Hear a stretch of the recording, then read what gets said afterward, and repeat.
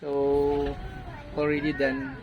Dito tayo sa kapatid ng aking barbero. So, ever since talaga walang ibang nakakawak ng buhok. Ng pagupit sila lang. Ayan.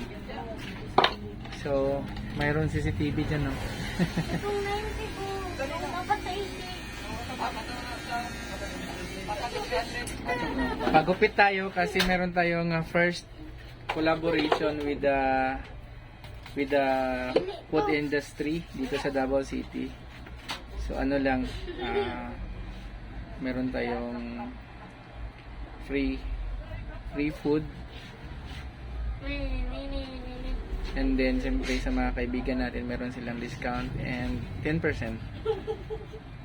Dito lang yan sa Davao City. So